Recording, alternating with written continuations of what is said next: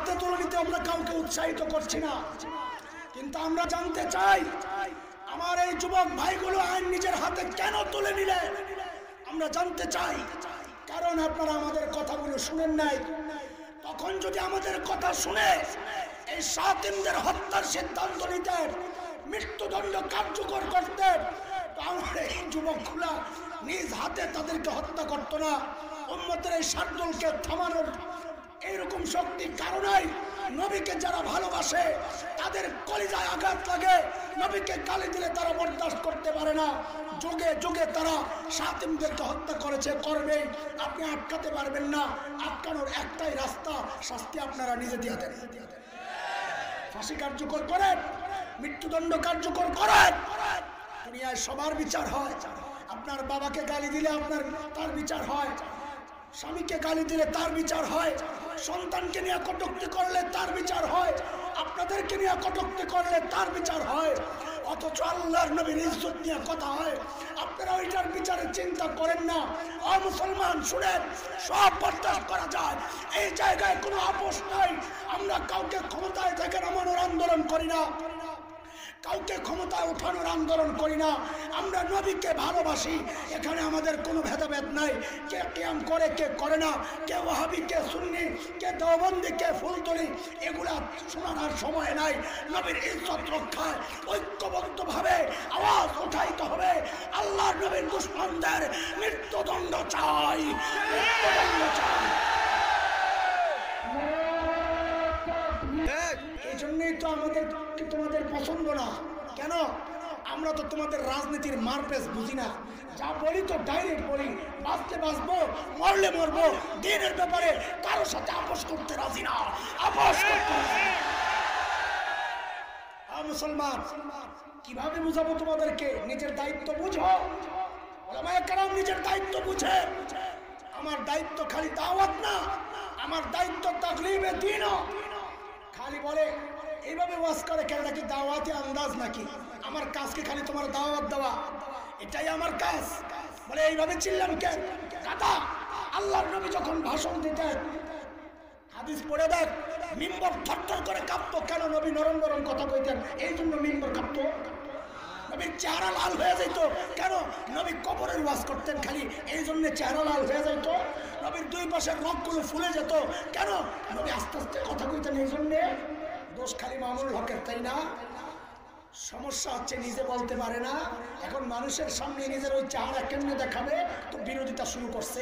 কারণ বিরোধিতা করলে একটা লাভ, সেটা হলো ওয়াজ বন্ধ হবে না। বিরোধিতা করলে একটা লাভ, খানকা বন্ধ হবে না। বিরোধিতা করলে একটা লাভ, দরজ বন্ধ হবে না। বিরোধিতা করলে একটা লাভ, ইমামতি যাবে না। পরে থাকতো ওই ইমামতি লইয়া, পরে থাকতো ওই দরজগা লইয়া, পরে থাকতো ওই খানকা লইয়া। খোদার কসম, সময় আসছে এই তরুণ যুবকরা যখন জানবে, জাগবে ইমান রক্ষার জন্যে, তখন ওই খানকায় আগুন জ্বলবে, আগুন জ্বলবে, আগুন জ্বলবে। কি বুঝছেন? কেন এই আমাদের বিরুদ্ধে দাঁড়ায় আছেন? কিছু সমস্যা না, সমস্যা একটাই, সুশীল আছে কিছু সুশীল। ওই সুশীলরা বলে রহমতের নবীর ওয়ারিসরা তো চিল্লাইবে কেন? চিল্লাইতে চিল্লাইতে গলাটার অবস্থা করছে কি দেখো, কি মায়া আমার জন্য। আল্লামা বাবনগরী দামাত বারাকাতুহুল আলিয়া বদদুয়া করলেন, আল্লাহ মামুনুল হকের দাড়ি আর টুপিওয়ালা ছবিটার মধ্যে যারা পেশাব করে ছবি প্রকাশ করলো, আগুন দিয়া জ্বালাইয়া দিল, আল্লাহ তুমি এদেরকে ধ্বংস করে দাও। আরে বাপরে বাপ, সুশীলদের আওয়াজ রহমতের নবীর ওয়ারিস এইভাবে বদদুয়া করতে পারে? কারবার দেখছো? খালি দুষ্কৃত। শুনেন, ওলামায়ে কেরাম মাঝে মধ্যে কেন তো কঠোর হন রহমতের নবীর ওয়ারিসরা? রহমতের নবী মানে আপনি বুঝছেন কি? আগে কর, ওই কথায় পরে আসতেছি, আগে বুঝেন হাদিসটা কি আসলে। ওই হাদিসের তরজমায় ভুল করার কারণে আমাদের মূল গন্ডগোল। হাদিস হইল ইন্নাল উলামা ওয়ারাসাতুল আম্বিয়া। তরজমা করেন আপনারা, করেন, বলেন হাদিসের তরজমা বলেন। নবীগণ বলে রাসূলের ওয়ারিস, নিশ্চয় আলেমগণ কার ওয়ারিস? নবীজির ওয়ারিস। দেখছেন তরজমায় ভুল করছে, গন্ডগোল তো লাগে এই জায়গায়। আরে গন্ডগোল তো মূল এই জায়গায় গন্ডগোল। মাওলানা সাহেব বসা, জিজ্ঞেস করেন নিশ্চয় উলামায়ে কেরাম আলেমরা নবীর ওয়ারিস না নবীদের? আল আম্বিয়া এক বছর না বহু বছর? আরবি কায়দা জিজ্ঞেস করেন উলামায়ে কেরাম, মুহাক্কিক আলেমের অভাব নাই। আরবি নিয়ম হচ্ছে জমা জমা বহু বচনের আগে দিয়ে যদি আল আসে, আলিফ লাম, তখন আমাদের পরিভাষা এগুলো বুঝবেন না আপনারা। ইস্তিগরাকের ফায়দা দেয়, মানে টোটাল মানে হাদিসের তরজমা কি আসলো? ইন্নাল উলামা ওয়ারাসাতুল আম্বিয়া, উলামায়ে কেরাম আখরি পয়গম্বরের ওয়ারিস না, সমস্ত নবীদের ওয়ারিস। ওই যে আদম থেকে নবীর আখরি পয়গম্বর, সমস্ত নবীর ওয়ারিস হচ্ছেন উলামায়ে কেরাম। বলে এই আলেমরা তোমরা মূর্তি ভাঙতে চাও কেন? বলে কেন ভাঙবো না, আমরা মূর্তি ভাঙ্গার মহান পুরুষ খলিল ইব্রাহিমের ওয়ারিস। মাঝে মধ্যে মারামারি করতে চাও কেন? অপরাধ দেখলে তোমার তেমন ওই চাপা খুলালাম। বলে কেন? আমরা চাপা খোলা নবী হযরতে মুসা আলাইহিস সালামের ওয়ারিস। কয় তোমরা ক্ষমতায় যাইতে চাও কেন? কেন যাইব না, আমরা রাষ্ট্র পরিচালনা করা হযরত সুলাইমান আলাইহিস সালামের ওয়ারিস। বলে কেন করলা? মাঝে মধ্যে নিতে চাও, মাঝে মধ্যে দিতে চাও, কেন চাইব না, আমরা নবী জাকারিয়ার ওয়ারিস। আল্লামা বাবনগরী কেন বদয়া দিল আগে এটা কর, অন্য জায়গায় যাওয়ার দরকার নাই। কারণ বাবনগরী হযরত নবী নূহ আলাইহিস সালামের ওয়ারিস। কার ওয়ারিস? আরে কথা কও, কার ওয়ারিস? বলে নূহ আলাইহিস সালাম কি করছে? তুই কোরআন খোল, সূরা নূহ খোল। নূহ আলাইহিস সালাম আল্লাহর কাছে বিচার দিয়েছে। ওয়ামাকারু মাকরান কুব্বারা, আল্লাহ এরা মারাত্মক চক্রান্তে লিপ্ত। তো আল্লাহ বলে কি করছে? وقالوا لا تذرن آلهتكم ولا تذرن ودا ولا سواعا ولا يغوث ويعوق ونسرا وقد أضلوا كثيرا।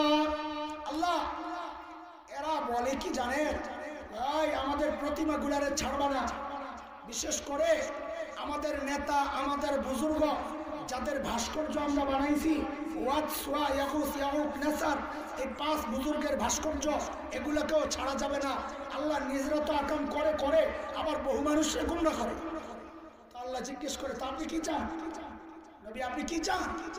তো হযরত নূহ আলাইহিস সালাম কে আল্লাহ লা তাজিদিজ জালিমিনা ইল্লা দালালা, আল্লাহ আপনি এগো গুমরাহি আরো বাড়ায়া দেন। এটা দোয়া, কথা কয়, আপনি গুমরাহি বাড়ায়া দেন, এটা দোয়া। গুমরাহি বাড়াইলে কি লাভ? নূহ আলাইহিস সালাম জানেন গুমরাহি বাড়লেই তো শাস্তি আসবে। ভিতরে ভিতরে ওইটা যে আপনি শাস্তি দিয়ে শেষ করে দেন। যেই দেখছে গুমরাহি বেড়ে গেছে, এখন নূহ আলাইহিস সালাম আবার দোয়া করতেছেন, রাব্বি লা তাযার আলাল আরদি মিনাল কাফিরিন দাইয়ারা, আল্লাহ জমিনে এদের অস্তিত্ব আপনি রাখেন না, সব ধ্বংস করে দেন। এটা দোয়া। কথা বলেন, আরে কথা বলে।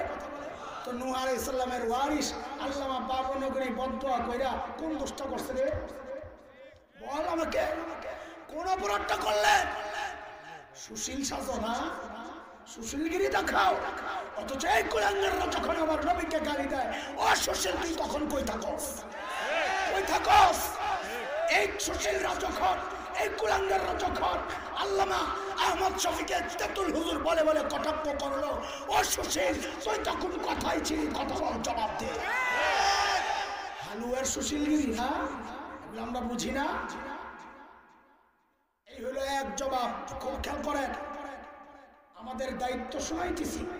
সমস্ত নবীরা দিন কায়েমের জন্য যতগুলো পদ্ধতি গ্রহণ করেছে, সমস্ত পদ্ধতি উম্মতের আলেমরা গ্রহণ করবে। সেটা যদি কাইন্দা কাইন্দা বুঝাইতে হয় কাঁদবে, সেটা যদি জিহাদের ময়দানে অবতীর্ণ হয়ে লড়াইয়ের মাধ্যমে যদি দিন প্রতিষ্ঠা করতে হয়। এখন তো আবার ফতুয়া আপনারা দেন, আমরা শুধু রক্ষণাত্মক ভূমিকায় থাকবো, ঠিক না? কি চিন্তা ঢুকছে মাথায়? ইসলামকে রক্ষণাত্মক ধর্ম বানাইছে তারা। মক্কা বিজয় তো রক্ষণাত্মক, তাই না? মদিনা থেকে নবী মক্কায় আসলেন, এটাও রক্ষণাত্মক, তাই না? মক্কা থেকে নবী ওই যে তায়েফে গেলেন, এটাও রক্ষণাত্মক ছিল, তাই না? তবুকে গেলেন, এটাও রক্ষণাত্মক ছিল, তাই না? বদরে আসলেন, সর্বপ্রথম যুদ্ধ ওইটাও রক্ষণাত্মক ছিল। উম্মতকে আর কত ঘুম পাড়ায় রাখবেন আপনারা? জিজ্ঞেস করি, বলে উস্কানি দিও না। যদি এটাই হয় জিহাদের কথা বলা যদি উস্কানি হয়, ওই উস্কানি দাতা তো আল্লাহ। আল্লাহ হুকুম করতেছেন, ইয়া আইয়ুহান নাবিয়্যু হাররিদিল মুমিনিন, ও নবী আপনি আপনার উম্মতকে মুমিনকে জিহাদের জন্য উৎসাহিত করেন। উস্কানি দাতা তো আল্লাহ। এই কথাটা জি বলতো ডর লাগে, তাই না? হ্যাঁ, বুঝি আমরা ওই জিটা বলতেও ডর লাগে। এখন তো জিহাদের কোনো অবস্থা নাই। কখন আসছিল? এখন তো সময় খুব খারাপ। আরে কয়দিন তোমার কয়লার উপর শোয়াইছে? হ্যাঁ, আরে কয়দিন তোমাকে কয়লার উপর শোয়াইছে জিজ্ঞেস করি। অথচ যাদের ওয়ারিস নিজেকে দাবি করো, যাদের রুহানি সন্তান নিজেকে দাবি করো, ওই শাইখুল হিন্দের ইতিহাস পড়ে শোনাও। মৃত্যুর পর শাইখুল হিন্দকে দেওবন্দের মানুষরা যখন ধোয়াইতেছিল গোসল, হায় হায় দেখে কোমরের মধ্যে কোনো গোশত নাই, শুধু মেরুদণ্ডের হাড়টা। লোকজন অবাক হয়ে গেছে, এই কি অবস্থা শাইখুল হিন্দের? কিন্তু কেউ জানে না কি হয়েছে। হযরত মাদানী ছিলেন কলকাতায়। ওস্তাদের মৃত্যুর খবর পায়া দেওবন্দে যখন পৌঁছে, দেওবন্দের মানুষ দৌড়ে আসছে, হযরত শাইখুল হিন্দের কোমরের এই কি অবস্থা? কিচ্ছু নাই গোশত, মেরুদণ্ডের হাড় খালি, কি সমস্যা? হায় হায়, হযরত মাদানী হাওমাও করে কান্না শুরু করছে। আমার ওস্তাদের এই কথা আমি কাউকে বলি নাই। ইংরেজরা প্রত্যেকদিন আমার ওস্তাদকে নির্যাতন করতো আর বলতো আমাদের কথা মেনে নাও। শাইখুল হিন্দ রাজি হইতেন না। শেষমেশ তারা প্রত্যেকদিন কি করত? গরম লোহা শলাকা গরম কইরা, আগুনে গরম কইরা প্রত্যেক দিন শাইখুল হিন্দের কোমরের মধ্যে লাগাই দিত। এইভাবে গোশতগুলা পুইরা পুইরা শাইখুল হিন্দের কোমরে কোনো গোশত নাই, মেরুদণ্ডের হাড়টা ছাড়া কিচ্ছু নাই। ও শাইখুল হিন্দের রুহানি সন্তানরা, আজকে তোমরা বিশৃঙ্খলা সৃষ্টি হবে এই অজুহাতে জিহাদের কথা বলা ভুলে গেছো, প্রতিবাদ ভুলে গেছো। সাতিমে রাসূলকে হত্যার সিদ্ধান্ত হয় এই জমিনে, তুমি চুপচাপ থাকো। ও মুসলমান, অভিজিতের জীবনের মূল্য আমার নবীর ইজ্জতের চেয়ে বেশি মূল্য হয়ে গেল। নবীর ইজ্জত যারা নষ্ট করে তাদের ফাঁসির রায় হয় না, আর ওই সমস্ত কুলাঙ্গারকে যারা হত্যা করে তাদের ফাঁসির রায় হয়। উম্মতে মুসলিমা এটা মানতে পারে না।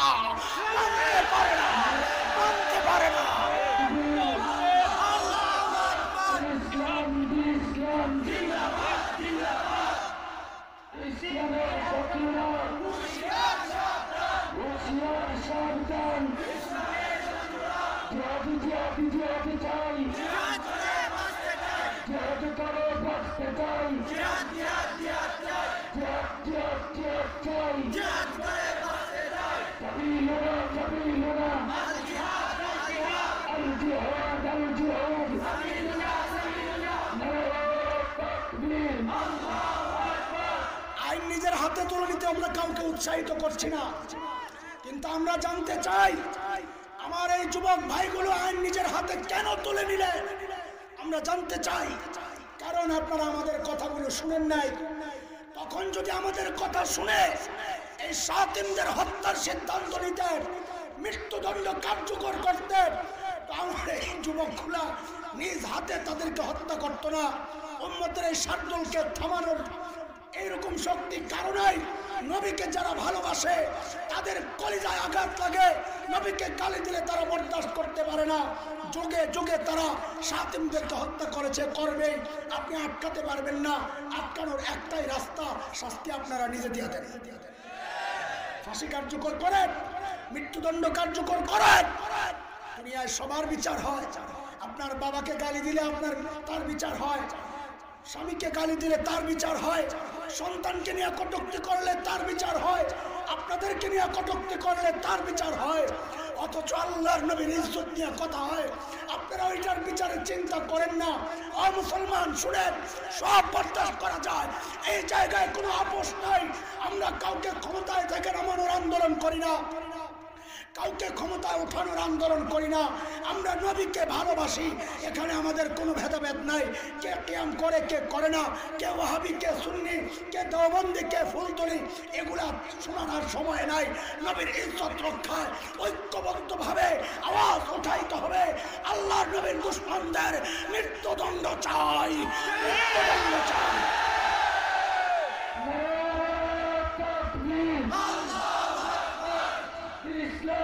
ইসলাম জিন্দাবাদ জিন্দাবাদ, সমাজ কল্যাণ পরিষদ জিন্দাবাদ জিন্দাবাদ, সাবিলুনা সাবিলুনা আল জিহাদ আল জিহাদ আল জিহাদ আল জিহাদ, সাবিলুনা সাবিলুনা, আমার নবী তোমার নবী, বিশ্ব নবী সবার নবী, বিশ্ব নবী সবার নবী, আমার নবী তোমার নবী, নারায়ে তাকবীর, আল্লাহু আকবার। মুহতারাম হাজরিন, আমাদের মাথায় একটা কথা সেট করে দেওয়া হয়েছে, আমরা রহমতের নবীর ওয়ারিস। রহমতের নবী মানি ওই যে যিনি মার খান বদদুয়া দেন না। কবি ইকবাল বলেছেন যেটা, ওইটাই মাথায় ঢুকছে। জুয়াসি কো কমলি মে আপনি ছুপা লে, जो जख्म खाकर भी दुश्मन को दुआ दे, उसे और क्या नाम देगा जमाना, वो रहमत नहीं है तो फिर और क्या है। এখন সবার মাথায় ঢুকছে যে ওহদে নবী রক্তাক্ত হয়েছেন, পাথর খেয়েছেন, নিজের সঙ্গীরা মৃত্যুবরণ শাহাদাত বরণ করেছেন, তাও নবী কইছে আল্লাহ এরা আমার উম্মত বুঝে না, এদেরকে হেদায়েত দিয়ে দাও। এটাই খালি মাথায় ঘুরে, তাই না?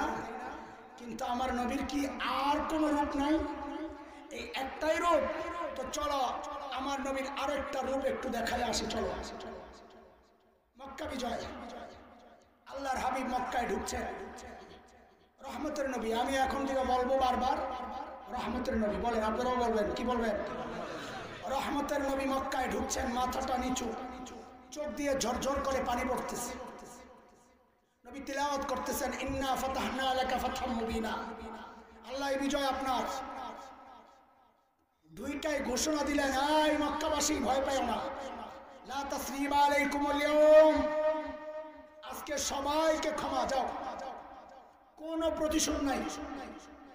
তবে মান দাখালাল মসজিদাল হারাম ফাহুয়া আমিন, শর্ত হইল যে মসজিদ হারামে ঢুকবে সে। মান দাখালা দারা আবি সুফিয়ান ফাহুয়া আমিন, শর্ত হইল যে আবু সুফিয়ানের ঘরে আশ্রয় নেবে সে। মান আগলাকা বাবাহু ফাহুয়া আমিন, শর্ত হইল যে নিজের ঘরের দরজা বন্ধ করে দিবে সে নিরাপদ। লড়াই করতে আসলে তাকে ছাড়া হবে না, সব নিরাপদ। এই যে নবী ঘোষণা দিলেন, অথচ আল্লাহর তো সিদ্ধান্ত হচ্ছে মালাউনদেরকে ছাড়া যাবে না। আল্লাহর সিদ্ধান্ত কি? কথা বলেন, কাদেরকে? কাদেরকে? মালাউন মানে হিন্দু। কি? সূরা আহজাব আয়াত 57, মালাউন কাকে বলে আল্লাহ জানায়া দিয়েছেন। ইন্নাল্লাযীনা ইউযুনাল্লাহা ওয়া রাসূলাহু লা'নাহুমুল্লাহু ফিদ দুনিয়া ওয়াল আখিরাহ ওয়া আ'আদ্দা লাহুম আযাবাম মুহিনা। মালাউন হচ্ছে আল্লাহ আল্লাহ রাসূলকে যারা কষ্ট দেয়, এরা মালাউন। সে যদি আমার মতো দাড়িওয়ালাও হয় ওইটাও মালাউন, জুব্বাওয়ালা হয় ওইটাও মালাউন, খানকাওয়ালা হয় ওইটাও মালাউন। কথা বল।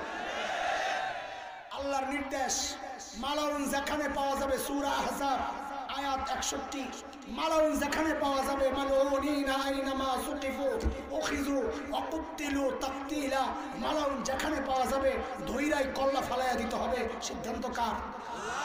আল্লাহর সিদ্ধান্ত এটা। তো নবী কি করে সবাইকে মাফ করে দেন? নবী এই খবর নাই? আরে এই খবর নবীর ছিল না? নবী সবাইরে মাফ করেন নাই। এই জায়গায় তো সমস্যা। তোমরা খালি অর্ধেক দেখাও, অর্ধেক দেখাও যে রহমতের নবী সবাইকে ছাড়া দিছে। আরে না, রহমতের নবী সবাইকে ছাড়েন নাই।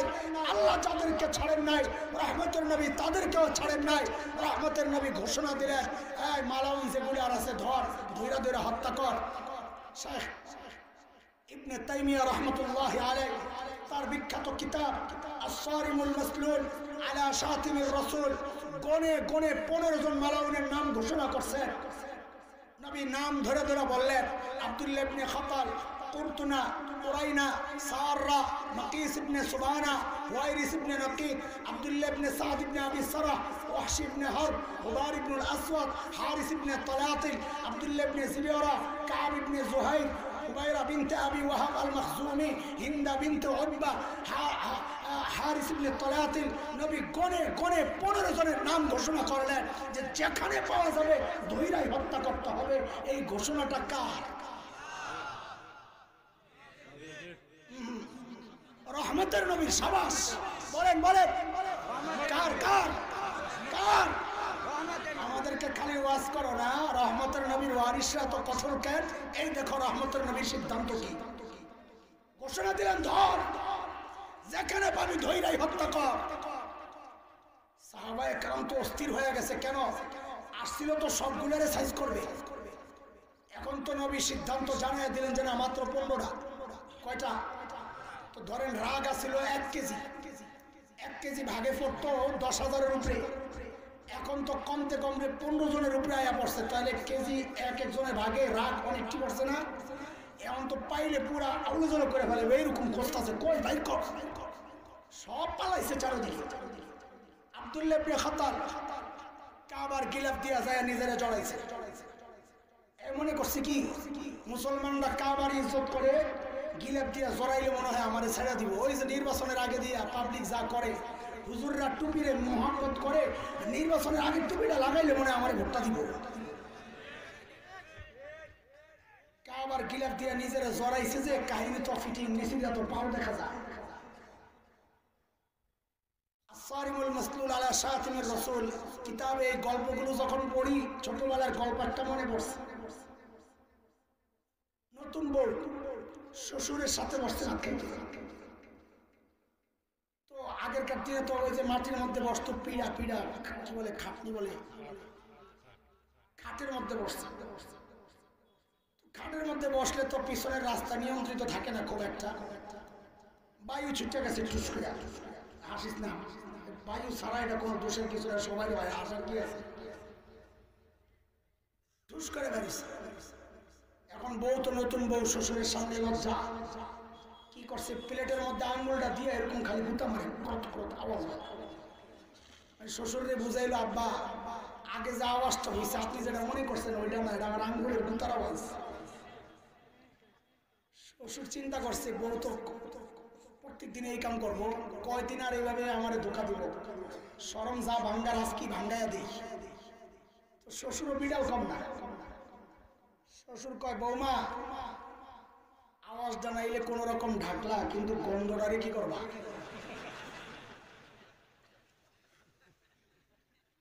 ওই আব্দুল্লাহ ইবনে খাতাল যখন কাবার গিলাফ দিয়া নিজেরে জড়াইছে, তখন আমার এটা মনে পড়ছে, আরে গাদা, বডিটা নেলে কোন রকম ঢাকলি, পাউডিরে কি করবি? পাও তো দেখা যায় নিচে দিয়া। হযরত আলী কাররামাল্লাহু ওয়াজহা দূর থেকে দেখছেন এই দৃশ্য, দেখে কাউরে কিছু বলে না, ভাগে কম পড়বে, দিছে নিজে তো তলোয়ার লইয়া। 2 সাহাবী দেখছে আলী যে দৌড় মারছে, এরা জানে না আলী কি জন্য দৌড় মারছে, কিন্তু বুঝছে যে বোয়াল মাছ মনে একটা পাইছে আলী। কিছু না দেখে 2 জন দিছে আলীর সাথে দৌড়। কি রাগ আর ক্ষোভ ভিতরে কাজ করতেছিল কাদের? রহমতের নবীর সঙ্গীদের। বলো বলো কাদের? আরে বলো কাদের? আমগরে সবক দাও না। দেখো মক্কা বিজয়ের ইতিহাসটা একটু পড়ো। হযরত আলী কাররামাল্লাহ বাইর করছেন তাই না, লগে লগে কল্লাটা ফালাইয়া দিয়া মাকাম ইব্রাহিমের পাশে ঝুলাইছেন। কার হুকুমে? আরে কার হুকুমে? শেষ হয় নাই। হযরত ওসমান নবীর অত্যন্ত প্রিয় মানুষ তাই না, দুইটা মেয়ে নবীর, যার হাতে নবী তুলে দিয়েছেন, এমন বিশ্বস্ত মানুষ ওসমান। আর ইসলামের কত খিদমত ওসমান করেছেন। হযরত ওসমানের আপন দুধ ভাই, ওই 15 জনের একজন আব্দুল্লাহ ইবনে সাদ ইবনে আবি সারাহ। ও মুসলমান, খেয়াল করো, হযরত ওসমান হাতটা ধইরাই নবীর ডান পাশে নিয়ে আসছেন। ইয়া রাসূলুল্লাহ, আমার দুধ ভাই আব্দুল্লাহ ইবনে সাদ ইবনে আবি সারাহ, আমি তার নিরাপত্তা চাই। আল্লাহর হাবিব মুখটারে ফিরাইয়া ফেলছে। বলেন কে ফিরাইছে? আরে বলেন না, আমগরে নসিহত করেন। দেখেন নবী কি করে, রহমতের নবী মুখ ফিরাইয়া ফেলছে। হযরত ওসমান আবার আব্দুল্লাহ ইবনে সাদ ইবনে আবি সারাহকে বাম পাশে নিয়ে গেছে। ইয়া রাসূলুল্লাহ, আমার দুধ ভাই নিরাপত্তা চাই। নবী আবার মুখ ফিরাইছেন। এই কোন নবী? কোন নবী? নসিহত করার আগে ইতিহাসগুলো আরেকবার পড়ো। হযরত ওসমান আবার ডান পাশে এসে বলেন, ইয়া রাসূলুল্লাহ, আমার দুধ ভাই নিরাপত্তা চাই। নবী আলাইহিস সালাম ইসলাম কবুলের শর্তে নিরাপত্তা দিয়েই সাহাবীদেরকে বললেন, এই আমার সাহাবীরা, আমি যে এদিক ওদিক তাকায়া কাল ক্ষেপণ করতেছিলাম, এই সুযোগটা গ্রহণ করে কেন তোরা আব্দুল্লাহর কল্লাটা ফালাইয়া দিলি না? বলেন এই কথা কার? আজকে যদি এই কথা বাবুনগরী কইতো, আজকে যদি এই কথা মামুনুল হক বলতো, এই আমার হুকুমের অপেক্ষা কেন করস, সাতিমদেরকে ধইরাই মাইরা ফেল, তখন কি কইতা? কইতা রহমতের নবীর ওয়ারিস গো এমন অবস্থা বলতা, তাই না? দেখো রহমতের নবী কি বলে। কথা শেষ হয় নাই। সাহাবায়ে কেরাম তো হতাশ, হায় বোয়াল মাসটা ছুটে গেল, সুযোগটা কেন গ্রহণ করলাম না? সাহাবায়ে কেরাম বলেন, ইয়া রাসূলুল্লাহ, একটু চোখের ইশারায় যদি বলতেন পরে সাইজ করে। আহা, এখানে আয়েশা নবী তার আখলাক প্রকাশ করেছে। আরে বলো কি, আমি নবীর সামনে চোখের ইশারায় কথা বলা। নবীরা যা বলেন তো ডাইরেক্ট বলেন। এই জন্যই তো তোমাদের পছন্দ না। কেন? আমরা তো তোমাদের রাজনীতির মারপেস বুঝি না। যা বলি তো ডাইরেক্ট বলি। বাঁচতে বাঁচবো, মরলে মরবো। দিনের ব্যাপারে কারোর সাথে আপোষ করতে রাজি না। আপোষ করতে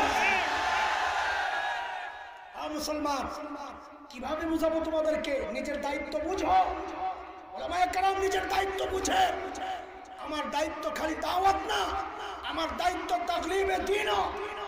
খালি বলে এইভাবে ওয়াজ করে কেন, নাকি দাওয়াতে আন্দাজ নাকি? আমার কাজ কি খালি তোমার দাওয়াত দেওয়া?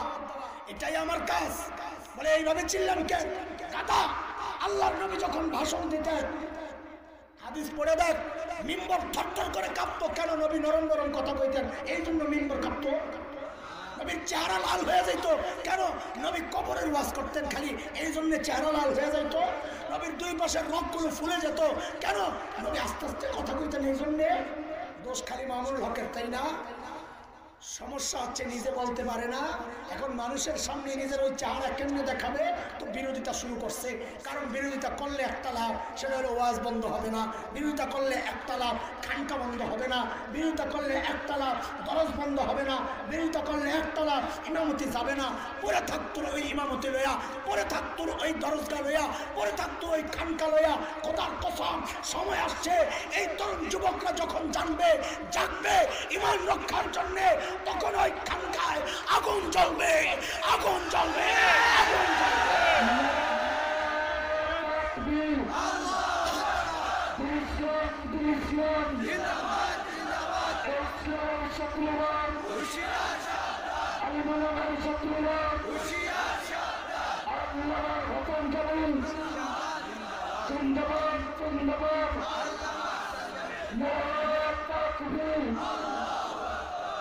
যেই জায়গা থেকে শরীয়তের মজলুম বিধান জিহাদের আওয়াজ উঠবে না, নিশ্চিত জেনে রাখো, সে যেই হোক তাকে নিফাক পেয়ে বসেছে, নিফাক পেয়ে বসেছে। প্রত্যেকটা মুসলমানের হৃদয়ে এটা লালন করা দরকার। করি না করি সেটা পরে বেটা। আমার সুযোগ হয় নাই, আমি করছি না। আমার সুযোগ সামর্থ্য নয়, আমি করছি না। বিরোধিতা করস কেন? ইমান থাকবে না, কসম আল্লাহ, কসম আল্লাহর ইমান থাকবে না। বলে সময় আসে নাই, আসবে কবে তোমার? আমি কি বলছি নাকি সময় আসছে? আমি কি বলছি নাকি নাই না? আমি কি ডাক দিচ্ছি না কে ভার? আমিও তো বলি নাই, সময় আসলে আমরাও করব।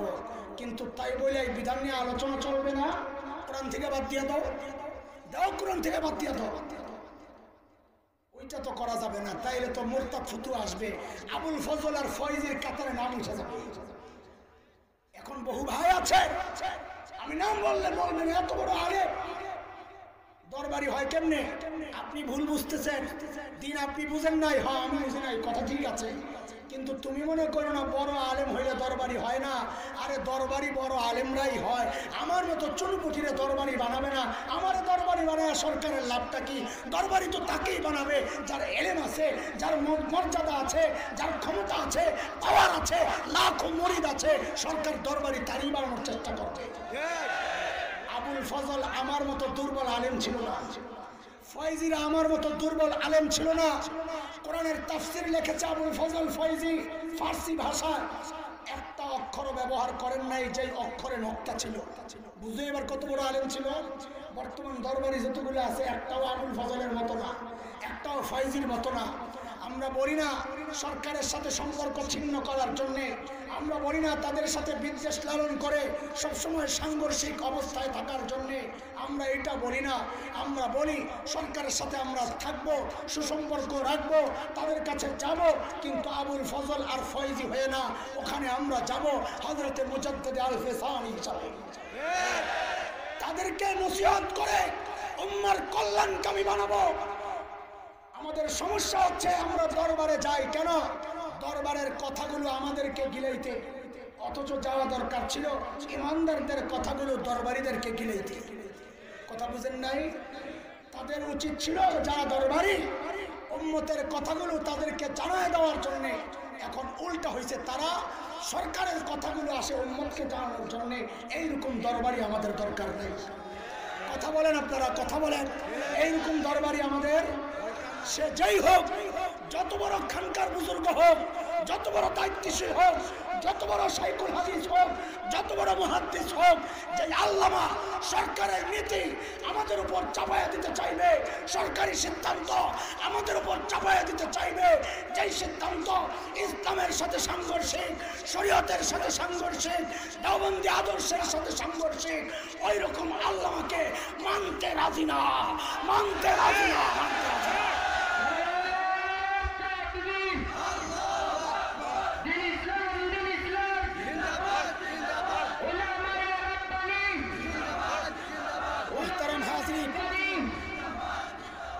হাজরিন, এসব বিষয় বড় স্পর্শকাতর, বলাটা রিস্ক। আমি জানি আপনি মনে করেন না আমার মাথায় ঘেরু নাই, আমার এই বক্তব্য আমার মুসিবতের কারণ হইতে পারে। আপনি ভেবেন না আমি এটা জানি না। আপনার চেয়ে আমি বেশি এই ব্যাপারে সতর্ক। আমি জানি আমার পেছনে টিকটিকি লাগানো আছে, আমি তাও জানি। আমাকে খবরদারি করার লোকের অভাব নাই, আমাকে হুমকি ধমকি দেওয়ার লোকের অভাব নাই, আমাকে ফাঁসিয়ে দেওয়ার লোকের অভাব নাই। কিন্তু ইমান তো কবুল করেছি, এই সব বিষয় পেছনে ফেলার জন্যে ইমান যেহেতু কবুল করেছি, আমার বিবি বিধবা হবে আমার কোনো পরোয়া নাই। ইমান যেহেতু কবুল করেছি, আমার সন্তান এতিম হবে আমার কোনো পরোয়া নাই। ইমান যেহেতু কবুল করেছি, শরীর থেকে মাথা বিচ্ছিন্ন হবে আমার কোনো পরোয়া নাই। কিন্তু দ্বীনের ঝান্ডাকে জমিনে পড়তে দেব না, পড়তে দেব না, পড়তে দেব না। বলো মুসলমান, আজকে শেখ সুলতান রহমতুল্লাহ আলাইহি এই পবিত্র জায়গা থেকে আল্লাহকে সাক্ষী বানায় ওয়াদা দাও, যদি ডাক আসে ইমান রক্ষার, যদি ডাক আছে দ্বীন রক্ষার, মাদ্রাসা শিক্ষা ব্যবস্থা রক্ষার, শরীয়ত রক্ষার, তাওহীদ প্রতিষ্ঠার, যদি ডাক আসে রিসালাত প্রতিষ্ঠার, যদি ডাক আসে নবীর ইজ্জত প্রতিষ্ঠার রক্ষার, ও মুসলমান, যদি এর জন্য জীবন দিতে হয়, মুখের তাজা রক্ত ঢেলে দিতে কে কে প্রস্তুত? আল্লাহকে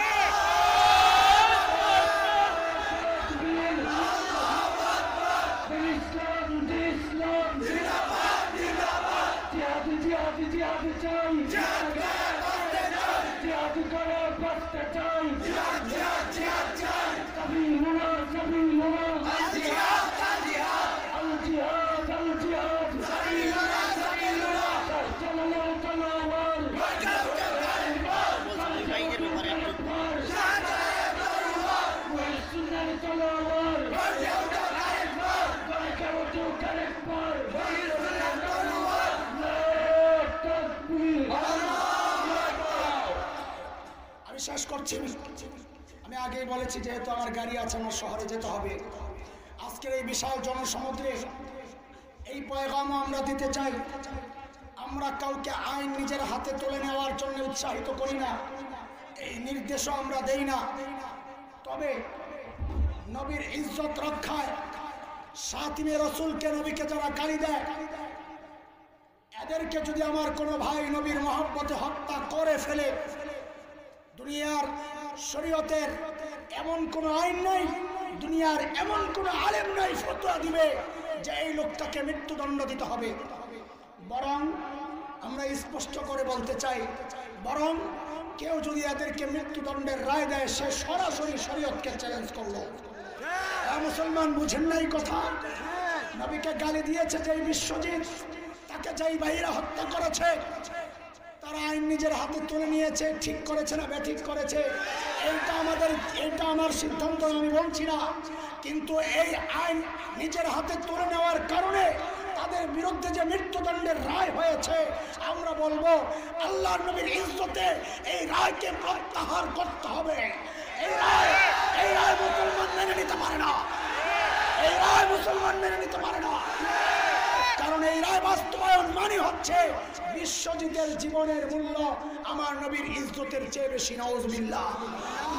এই বিশ্বাস করে মুসলমান করতে, কেউ যদি বিশ্বাস করে তার ঈমান, আমরা বেঈমান হয়ে কবরে যাব না ঈমান নিয়ে, তাইলে আওয়াজ উঠাইতে হবে এই রায় প্রত্যাহার করা হোক, এই রায় বাতিল করা হোক। সবার একটাই দাবি, এই রায় বাতিল করতে হবে, বাতিল করতে হবে। বলো, বাতিল করতে হবে, বাতিল করতে হবে, রায় বাতিল করতে হবে।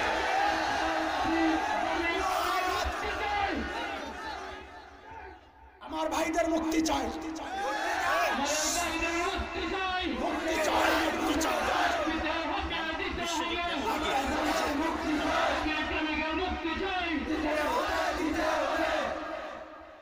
বসেন। শাতিমে রাসূল বিশ্বজিৎ না অভিজিৎ? বিশ্বজিৎ ছিল এক কর্মী ছাত্রলীগের, যাকে তার ভাইরা হত্যা করেছে। অভিজিতের কথা বলছিলাম। এইরকম আরো যে সমস্ত নাস্তিকগুলো আছে, অবিলম্বে তাদের ফাঁসির রায় কার্যকর করেন, তাইলে কেউ আইন নিজের হাতে তুলে নেবে না। আমরা চাই আইন আপনাদের হাতেই থাক, কার্যকর আপনারাই করেন। আমরা তো বলি নাই আমার ভাইকে এই যায় হত্যা কর, এই সুযোগ আপনারাই দিয়েছেন, এর দায় আপনাদের, আমাদের না। আজকে এই সম্মেলন থেকে আমাদের শেষ পয়গাম, আল্লাহর নবীর ইজ্জত রক্ষায় যে ভাইরা নবীর দুশমনদেরকে হত্যা করেছে, এদের নিঃশর্ত ক্ষমা, নিঃশর্ত মুক্তি আমরা চাই। চাই কি চাই না? চাই কি চাই না? চাই কি চাই না? আল্লাহ তুমি সাক্ষী থাকো, মালিক তুমি সাক্ষী থাকো, আমার ভাইদের পক্ষে আমরা সবাই আছি ইনশাআল্লাহ, সবাই আছি ইনশাআল্লাহ। আল্লাহ আমার ভাইদেরকে রক্ষা করেন, আমিন। ওয়া আখিরু দাওয়ানা আলহামদুলিল্লাহি রাব্বিল আলামিন। সুবহানাল্লাহি ওয়া বিহামদিহি, সুবহানাকাল্লাহুম্মা বিহামদিক, আশহাদু আল্লা ইলাহা